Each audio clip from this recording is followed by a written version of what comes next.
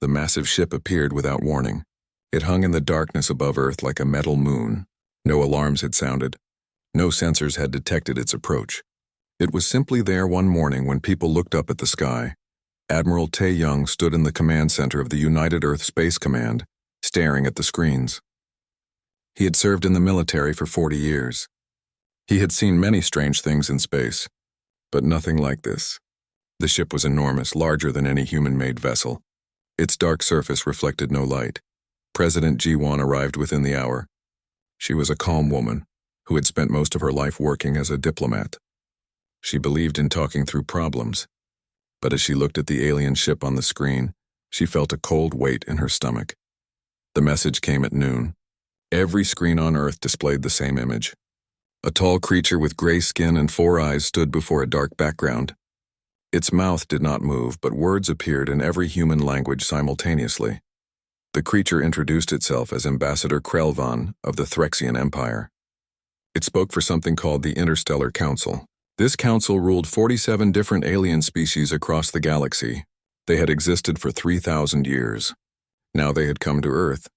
The ambassador's message was simple and cold. Humanity must join the council as a tributary species. This was not a request. It was a command. The terms were harsh. Humanity must give 20% of all resources and technology to the council. 10% of all humans must serve in the council's military. Human governments must accept council overseers who would watch everything they did. All human weapons beyond basic system defense must be destroyed. Humanity had 30 days to agree. If they refused, there would be consequences. The ambassador did not explain what those consequences would be. He did not need to. The massive ship above Earth was explanation enough. Dr. Hyun-woo watched the message from his laboratory. He was Earth's leading expert on alien life. For 30 years, humanity had known about aliens.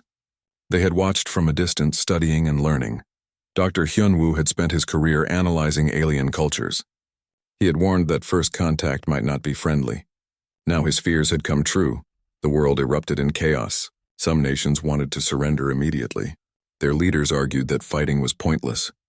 The Council had ruled the galaxy for thousands of years. They had 47 species under their control. What chance did humanity have? Better to submit and survive than resist and die. Other nations refused to accept slavery. Their leaders called for resistance. Humans had never bowed to tyrants before. They would not start now. Better to die free than live as servants. The arguments grew heated. Protests filled the streets of every major city. Some people carried signs demanding peace. Others carried signs demanding war. The United Earth Assembly met in emergency session. Representatives from every nation gathered to debate. The meeting lasted for 3 days. Voices were raised. Threats were made. Some delegates walked out. Others refused to leave. President Ji-won listened to them all. She let everyone speak. She showed no emotion on her face. Captain Sora commanded the Indomitable, the newest and most advanced warship in the human fleet. She was young for a captain, only 32 years old. But she was brilliant. She understood warfare in a way that others did not. She had studied every battle in human history. Now she studied the alien ship in orbit. She took measurements. She analyzed its structure. She shared her findings with Admiral Tae-young. On the 10th day, President Ji-won made her announcement. The world watched as she stood before the cameras. Everyone expected her to declare either submission or war. She did neither. Instead, she made a statement that confused everyone. Humanity would not respond to the Council's demands. Not with acceptance. Not with refusal. Humanity would simply remain silent. There would be no message sent to the alien ship. No ambassadors would meet with Krelvan. No negotiations would take place. Earth would act as if the Council did not exist. The alien ship waited in orbit. Its sensors scanned Earth constantly. They searched for any sign of response. Days passed. No response came. The Council sent follow-up messages. Humanity ignored them all. The silence was complete. It was absolute. And it was deliberate. Ambassador Krelvan stood on the bridge of his ship, confused and angry. In 3,000 years, no species had ever ignored the Council. Every civilization they had contacted either surrendered immediately or fought back. But humans did neither. They simply said nothing. It made no sense. Admiral Tae-young smiled grimly as he watched the alien ship. The silence was working exactly as planned. Every day the Council waited was another day for humanity to prepare. Every unanswered message revealed more about how the Council thought. The silence gave humanity something precious: time. The days turned into weeks. Still, humanity said nothing. Ambassador Krelvan paced the bridge of his ship like a caged animal. His 4 eyes burned with frustration. He had never experienced anything like this in his long career. He sent message after message to Earth. Each one was more demanding than the last. Each one was met with silence.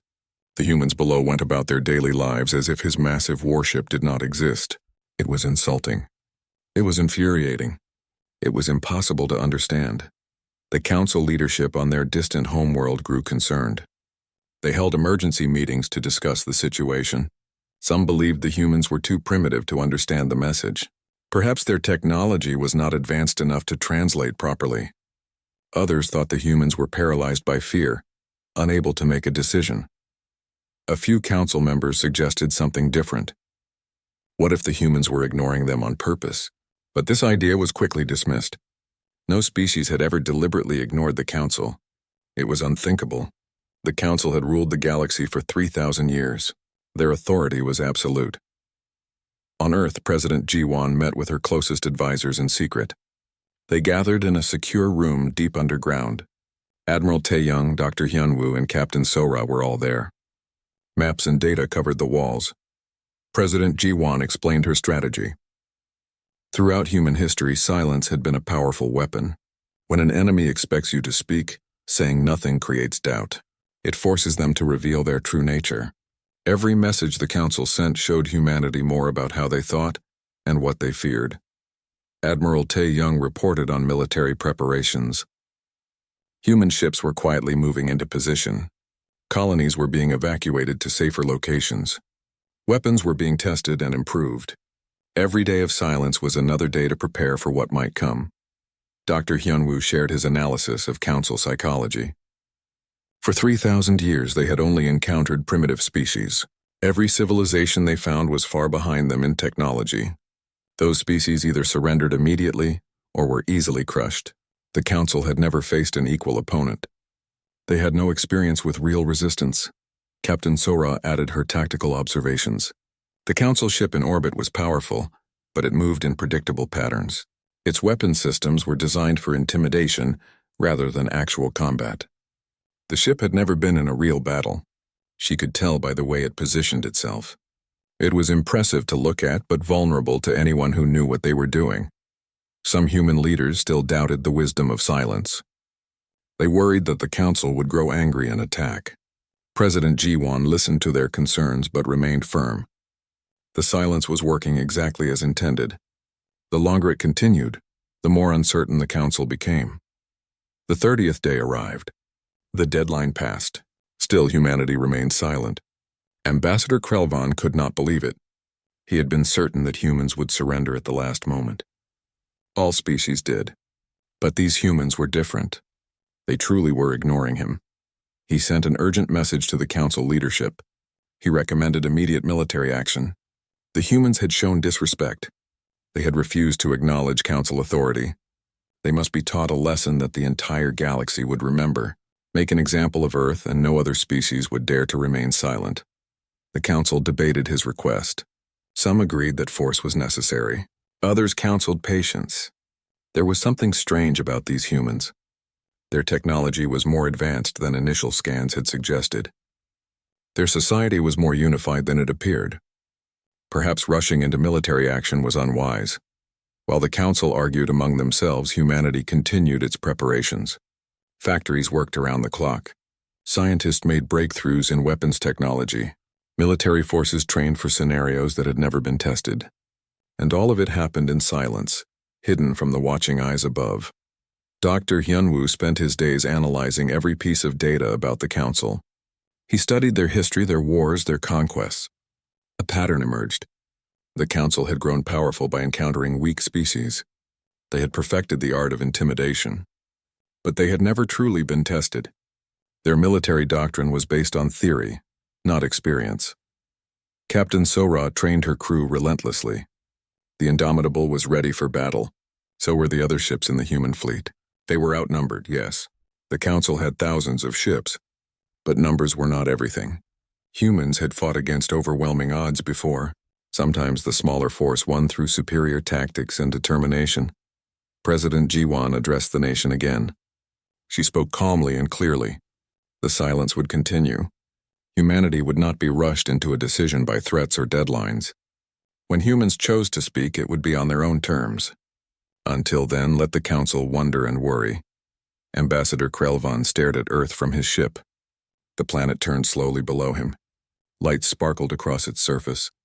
The humans went about their lives as if nothing was wrong. It was maddening. He had become a laughingstock among other Council ambassadors. They mocked him for his failure to intimidate a single species. The silence stretched on.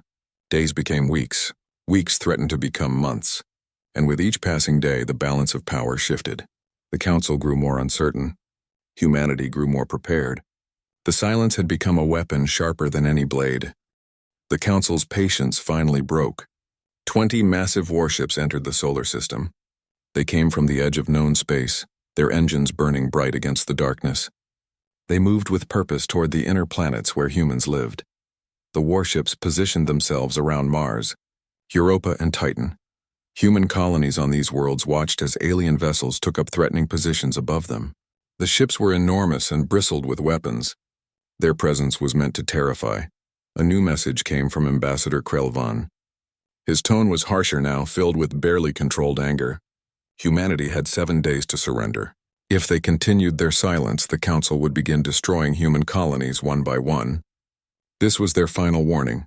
The people on the threatened colonies were afraid. Mothers held their children close. Fathers checked the seals on emergency shelters.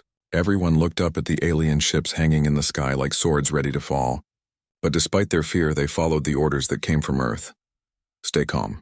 Trust the plan. Remain silent. Captain Sora moved quickly. Her orders were clear. Under the cover of routine supply runs, human ships began evacuating civilians from the outlying colonies. They moved people to fortified stations deeper in the solar system. The Council fleet watched the movement but did not understand what they were seeing. The Council commanders assumed the humans were panicking. They believed the evacuations were signs of fear and disorder. They did not realize they were watching a military operation executed with precision. Every ship that left carried not just civilians but also data, supplies, and tactical information.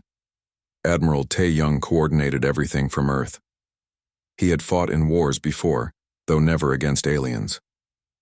But war was war no matter who the enemy was. The principles remained the same. Know your opponent. Protect your people. Never reveal your full strength until the moment to strike. Dr. Hyun-woo continued his analysis. He had discovered something important about Council warfare. They had ships and weapons, yes, but their tactics were outdated. They relied on overwhelming force and intimidation.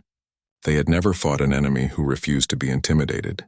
They had never faced an opponent who understood modern warfare. The 7 days passed slowly. Each day felt like a week. Humanity watched and waited. The Council fleet remained in position above the colonies. Their weapons were powered and ready. Everyone knew what was coming. The only question was when. On the 7th day, it happened. A Council warship opened fire on a mining station orbiting Europa. The weapons fired in silence, as all things do in space. Bright beams of energy struck the station. Metal vaporized. Air rushed out into the vacuum. The station broke apart in slow motion, pieces drifting away from each other. 3,000 people died in an instant. They had known the danger.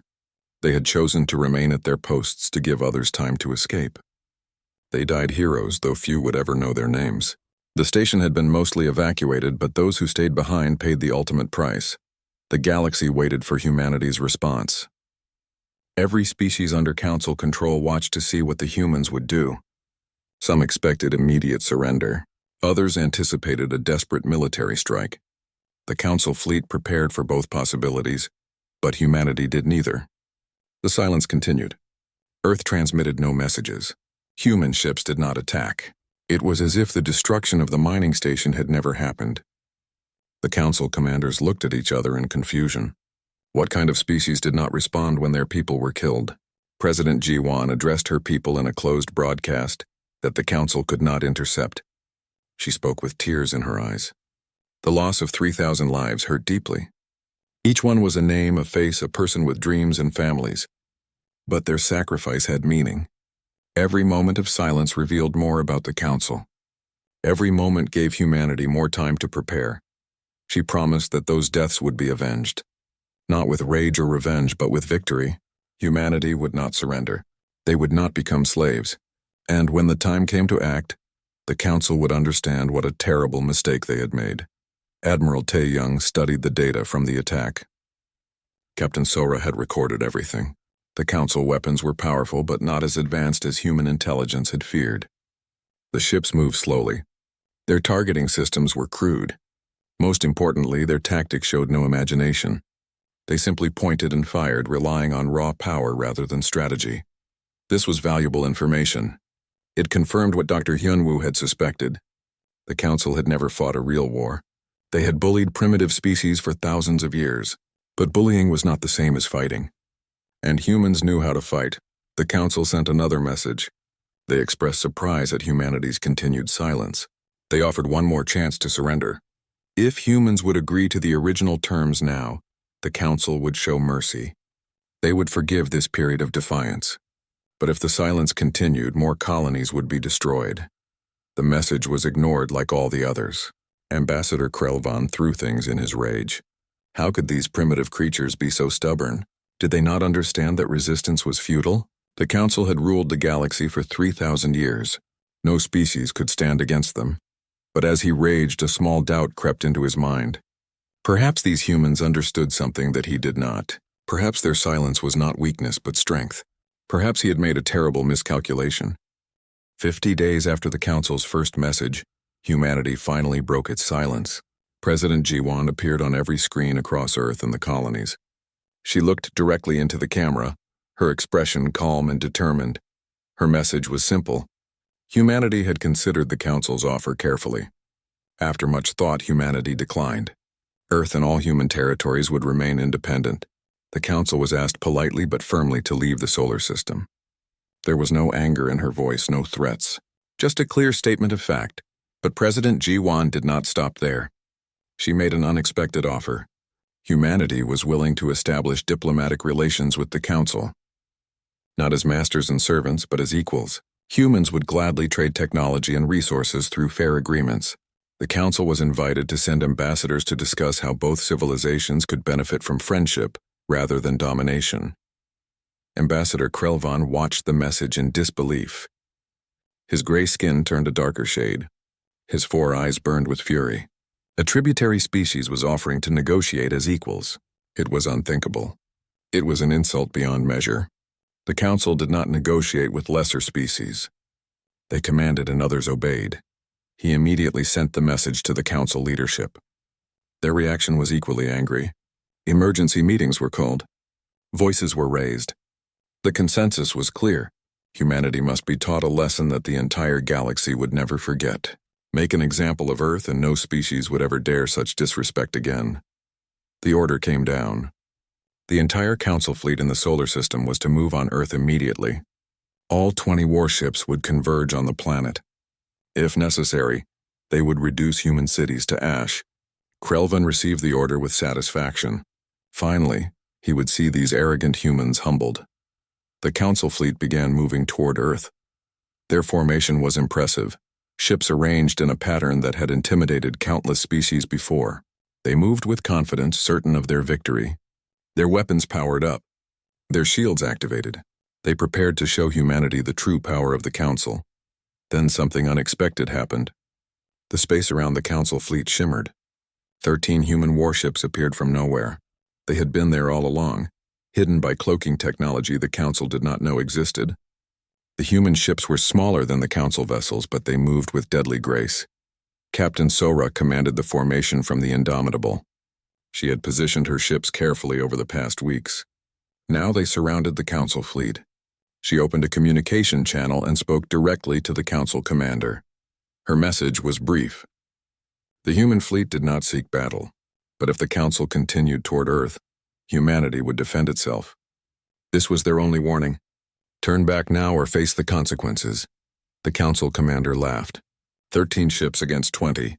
The odds were in his favor. He ordered his fleet to continue forward and destroy any human ships that interfered. He assumed it would be a quick fight. He was very wrong. The human ships struck first.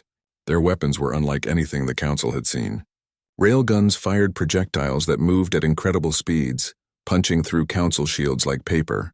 Energy weapons cut through armor with surgical precision. Electronic warfare systems shut down council targeting computers. In less than 5 minutes, 3 council warships were disabled. Not destroyed but crippled. Their engines were dead. Their weapons were offline. They drifted helplessly in space. The human attack was precise and controlled. They aimed to disable, not kill. It was a demonstration of capability, not a massacre. The remaining council ships stopped their advance. The commander stared at his screens in shock. How had this happened so quickly? His ships were supposed to be superior. The council had ruled the galaxy for 3,000 years. How could primitive humans defeat them so easily? Admiral Tae-young opened a channel to the council fleet. His voice was calm but firm. The disabled ships would not be harmed further. Council crews could recover them safely. But this was humanity's final warning. Leave the solar system immediately. If the council returned with hostile intent, the response would not be so measured. The council commander hesitated. Pride urged him to fight, but survival instinct was stronger. He had just seen 3 of his best ships disabled in minutes. If the battle continued, his entire fleet might be destroyed. He gave the order to retreat. The council ships withdrew, pulling their disabled vessels with them. Dr. Hyunwoo broadcast his research across open channels where all species could hear. He explained what humanity had learned. The council had never fought equals. For 3,000 years, they had only conquered primitive species. Their technology was stagnant. Their tactics were outdated. They ruled through fear, not actual strength. He revealed that humanity had been watching the council for 30 years. Human scientists had analyzed council technology and found it lacking. Human strategists had studied council tactics and found them predictable. The council was powerful, yes, but they were not invincible. Any species with modern technology and the will to resist could defeat them. This message spread across the galaxy like wildfire. Other species heard it and began to wonder. If humans could resist the council, perhaps they could too. Seeds of doubt were planted. The council's authority, unquestioned for 3,000 years, suddenly seemed vulnerable. Ambassador Krelvan sat alone in his quarters, his career in ruins. He had failed completely. Not only had he failed to intimidate humanity, but he had also revealed council weakness to the entire galaxy. He would be recalled in disgrace. But worse than personal failure was the growing realization that perhaps the humans were right. Perhaps the council's time was ending. The council could not accept defeat. Their pride and 3,000 years of absolute power would not allow it. If humanity was allowed to defy them successfully, other species would follow. The entire council system would collapse. They had to act. A massive armada was assembled. 300 warships from across council territory gathered at the edge of the solar system. It was the largest military force the council had ever deployed. Ships from 40 different species filled the darkness of space. Their commanders received clear orders. Subjugate humanity by any means necessary. Admiral Tae-young watched the approaching fleet on his screens. The numbers were overwhelming. Humanity had only 75 warships. The odds were 4-1 against them. Many of his officers were afraid. Some suggested surrendering to save lives, but the admiral refused. Humans did not submit to tyrants, no matter the odds. Captain Sora took command of the defensive formation. Her ships positioned themselves near Neptune, at the outer edge of the solar system. She had studied every battle in human history. She knew that smaller forces could defeat larger ones through superior tactics. The key was to never fight the way your enemy expected. The council fleet advanced in a traditional formation. They moved slowly and deliberately, confident in their overwhelming numbers. Their commanders expected the humans to either run or make a desperate last stand. They were prepared for both scenarios. What they were not prepared for was something completely different. The human fleet did not wait to be attacked. They struck first, appearing from multiple directions at once. Some ships came from above the plane of battle. Others attacked from below. They used the gravity of Neptune and its moons to accelerate to incredible speeds. The Council formation, designed for intimidation rather than actual combat, was broken immediately. Human weapons proved devastatingly effective. Railguns fired solid projectiles that could not be blocked by energy shields. The projectiles moved so fast that they punched straight through multiple ships. Quantum torpedoes phased through armor as if it did not exist, exploding inside Council vessels. Electronic warfare systems turned Council computers against themselves. The battle lasted for 2 weeks. It was not a single fight, but a series of engagements across the solar system. Captain Sora's tactics kept the Council off balance. Human ships would attack, disappear, and reappear somewhere else. They never stayed in one place long enough for Council numbers to matter. The Council lost ship after ship, not because their vessels were weak, but because their tactics were rigid. They fought the way they had always fought, with overwhelming force in traditional formations. It had worked against primitive species, but against humans who understood modern warfare, it was suicide. After 14 days, the Council Armada had lost over 100 ships. Human losses were minimal, only 7 vessels. The mathematics were clear. If the battle continued, the Council would lose despite their superior numbers. Their commanders could not understand what was happening. How could a smaller force be winning? Admiral Tae-young sent another message to the Council fleet. Cease fire immediately and withdraw. Humanity did not want to destroy the Council fleet. Enough lives had been lost on both sides. There was still time to choose peace over pointless death. The Council commanders refused. They could not return home in defeat. Better to die fighting than face the shame of failure. They ordered their remaining ships to press forward at any cost. It was a decision born of desperation and pride, not tactical sense. But something unexpected happened. Several Council ships broke formation and withdrew on their own. Their captains had seen enough. They refused to sacrifice their crews for a lost cause. This act of disobedience was unprecedented in Council history. But it was only the beginning. In desperation, some Council commanders ordered attacks on civilian targets. If they could not defeat human military forces, they would terrorize the population. Several human colonies on distant asteroids were bombarded. Thousands of civilians died. These atrocities backfired completely. Species across the galaxy watched in horror. The Council was supposed to represent order and civilization. Instead, they were murdering innocent people because they could not accept defeat. Public opinion began turning against the Council, even among their own member species. President Ji-won made a bold announcement. Any Council species that wished to leave the Alliance would have humanity's support. Any tributary species seeking independence would find friends among humans. The galaxy did not need the Council's system of domination. A better way was possible. Dr. Hyun-woo continued broadcasting information about the Council. He revealed how tributary species were exploited. He showed how Council leaders lived in luxury while subject populations suffered. He explained how the entire system was built on fear rather than genuine cooperation. His words found eager audiences across the galaxy. Captain Sora led her fleet in one final engagement. The remaining Council ships were trapped near Jupiter. They could flee or surrender. Sora gave them the choice. Some chose to run. Others lowered their weapons and asked for terms. Only a few fought to the bitter end. When the battle finally ended, the Council Armada was broken. Of 300 ships, only 100 remained operational. The rest were destroyed or captured. The mighty Council, rulers of the galaxy for 3,000 years, had been defeated by a single species they had thought primitive. But the war was not over. It had simply moved from military conflict to political transformation. The Council's defeat in battle was only the beginning. Now came the harder work of building something better to replace it. The Council was collapsing from within. News of their military defeat spread across the galaxy. Species that had submitted out of fear now questioned that choice. If humanity could resist successfully, perhaps others could too. 3 member species formally announced their withdrawal from the Council within days of the battle's end. The Kepri were the first to break away. They were an insectoid species with advanced biotechnology. For centuries, they had served the Council reluctantly. Now they saw an opportunity for freedom.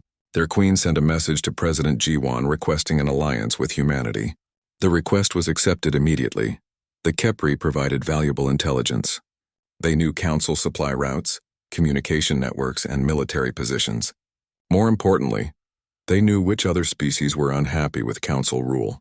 This information allowed humanity to reach out to potential allies across the galaxy. Within weeks, 15 tributary species made contact with human diplomats. They had been forced to serve the Council for generations. Some had been conquered. Others had surrendered under threat. All shared stories of exploitation and oppression. They wanted freedom but feared Council retaliation. President Jiwan promised them support. Humanity would not stand by while other species remained enslaved. Any species that declared independence would have human protection. It was a bold promise, but humanity's military success made it credible. The Council had been proven vulnerable. Admiral Tae-young shifted strategy. Instead of defending the solar system, human forces began targeted operations across Council space. Small strike teams raided supply depots. They destroyed communication relays. They freed tributary populations from Council oversight. The goal was disruption, not conquest. Captain Sora led many of these missions personally. Her ship and crew became legendary. They would appear without warning, strike with precision, and vanish before Council reinforcements arrived.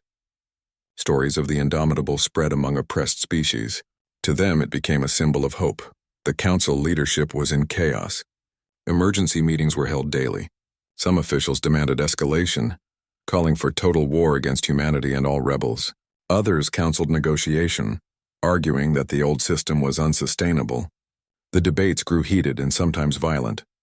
Ambassador Krelvan was recalled to the Council homeworld. He arrived expecting execution or imprisonment. Instead, he was simply dismissed from service. He had become irrelevant. The Council had bigger problems than one failed ambassador. They needed someone who could salvage the situation. Ambassador Velthar was appointed to replace him. She was different from Krelvan in every way. Where he had been arrogant, she was thoughtful. Where he had relied on threats, she sought understanding. She watched humanity's actions carefully and saw patterns that others missed. Velthar realized something important. Humanity was not trying to conquer the galaxy. They were trying to free it. Every human action supported independence movements.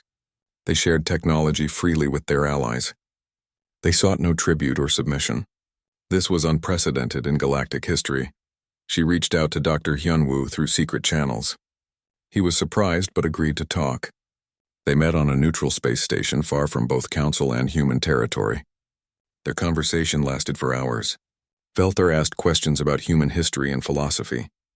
She wanted to understand what made humanity different. Dr. Hyunwoo explained human concepts of freedom and equality. He told her about Earth's long struggle against tyranny. Humans had fought countless wars for the right to govern themselves. They understood the value of independence because they had paid for it with blood. That was why they could not stand by while other species remained enslaved. Velthar admitted that the Council system was failing. It had worked for 3,000 years because no one challenged it. But it was built on fear and exploitation. Once that fear was broken, the entire structure became unstable. The military defeat was merely a symptom of deeper problems. She proposed a ceasefire. Give both sides time to talk rather than fight. Dr. Hyunwoo brought her proposal to President Jiwan. After much debate, the human leadership agreed. A temporary ceasefire was announced. Fighting stopped, though neither side lowered their guard completely.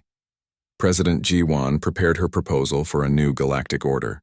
She worked with advisors from dozens of species, not just humans. The system she envisioned would be based on equality and cooperation. Every species would have a voice. Resources would be shared through fair trade, not forced tribute. Military force would be used only for collective defense. This proposal was revolutionary. Nothing like it had existed in galactic history. Previous civilizations had ruled through domination. The strong commanded the weak. That was simply how things worked. But humanity dared to suggest something different. A system where strength was used to protect rather than oppress. Not everyone supported the idea. The Threxian Empire, Krelvan's people, refused to accept any change. They believed in the old ways. The strong should rule, the weak should serve. They began forming their own alliance of hardline species who wanted to preserve Council authority. But they were outnumbered. Most species, having seen human military capability and moral conviction, chose to support the new system. Even some Council member species abandoned the old alliance. They recognized that the galaxy was changing. The choice was to change with it or be left behind. Ambassador Velthar convinced the council leadership to send representatives to a formal conference. It would be held on neutral ground. All interested species could attend. The purpose was to draft a new charter for galactic governance. It was a slim hope for peace, but it was a hope nonetheless. The Galactic Conference began 6 months after the ceasefire. Representatives from 48 species gathered on a massive space station built specifically for this purpose. It floated in empty space far from any homeworld, so no species could claim advantage from location. President Jiwan led the human delegation. Admiral Tae Young came as military advisor. Dr. Hyunwoo served as cultural liaison. Captain Sora commanded the security fleet stationed nearby. Her ships were a quiet reminder that humanity could defend this conference if necessary. The first weeks were difficult. Species that had been enemies for centuries now sat at the same table. Old grievances surfaced. Ancient insults were remembered. Several times delegates walked out in anger, but each time they came back. Everyone knew this conference was their best chance for lasting peace. The Threxian Empire sent representatives, but they came only to oppose change. They argued passionately for maintaining the old system. Some species were meant to rule, they insisted. Others were meant to serve. This was the natural order. Trying to change it would bring chaos. President Jiwan responded calmly. She explained that the old system had already brought chaos. War had erupted because one species refused to submit to forced servitude. If the council continued trying to dominate others, more wars would follow. The choice was evolution or extinction. Dr. Hyunwoo presented historical data. He showed how Earth had once been divided into competing nations. Wars were constant. Resources were wasted on conflict. But eventually, humans learned to cooperate. They formed a united government based on representation and shared interests. The result was unprecedented peace and prosperity. He argued that the galaxy could follow the same path. Different species could maintain their independence while cooperating for common benefit. It required trust, yes, it required compromise. But the alternative was endless war. Humanity had proven that the Council could be defeated. If others followed their example, the galaxy would burn. The debates continued for 3 months. Every point was argued thoroughly. Different species had different needs and concerns. Finding common ground was difficult, but slowly, gradually, a consensus began to form. Most species wanted the same things: safety, prosperity, and respect. The Galactic Union Charter was drafted. It established equal representation for all member species. Voting power was based on population and contribution, not military strength. No species could be forced to pay tribute. Trade agreements must be voluntary and fair. Military forces would be reorganized into a defensive alliance to protect all members. The charter included provisions for dispute resolution. A court was established to hear grievances between species. Judges came from multiple civilizations to ensure fairness. The goal was to resolve conflicts through law rather than warfare. It was an ambitious system, but most delegates agreed it was worth trying. When the vote came, 41 species approved the charter. Only the Threxians and their closest allies voted against it. They left the conference and returned to their territory. They announced the formation of their own coalition to preserve the old ways. But they were a minority now, and they knew it. The Galactic Union was formally established. President Jiwan was offered the position of First Chancellor. She declined. Humanity's goal had never been leadership, she explained. They simply wanted to live in a galaxy where freedom was respected. The position should go to someone from a species that had suffered under council rule. The Kipri Queen was elected First Chancellor. It was fitting. Her species had been one of the first to join humanity. Now they would help lead the new order. Admiral Tae Young was appointed commander of the Union Defense Force. He began training officers from dozens of species in modern military tactics. Dr. Hyunwoo established the Institute for Interspecies Understanding. Its purpose was education and cultural exchange. By learning about each other, species could prevent future conflicts. The Institute became one of the Union's most important institutions. Understanding was the foundation of lasting peace. Captain Sora continued her military service. Her experience was invaluable for training the new defense force. She taught officers from species across the galaxy. Many had never fought a real war. She showed them that military strength was about more than numbers. Strategy, coordination, and moral purpose mattered more than raw power. 5 years passed. The Galactic Union grew stronger. Former tributary species rebuilt as independent nations. Trade flourished between worlds. Scientific collaboration produced breakthroughs that benefited everyone. The galaxy was not perfect, but it was better than before. Historians studied humanity's response to the Council's initial demand. The decision to remain silent became legendary. It demonstrated patience and strategic thinking, but more importantly, it showed psychological understanding. By refusing to accept false choices, humanity had created space for a better alternative. On Earth, a memorial was built for those who died in the conflict. 3,000 names from the mining station, hundreds more from the battles that followed. President Ji-won attended the dedication ceremony. She spoke about sacrifice and purpose. Those who died had not died in vain. Their deaths had purchased freedom for countless billions. She reflected on the journey. When the Council demanded tribute, humanity faced a choice: submit or fight. But humans had chosen neither. They created a third option through silence and patience. That silence had given them time to prepare, to understand their enemy, and ultimately to offer something better than the old system.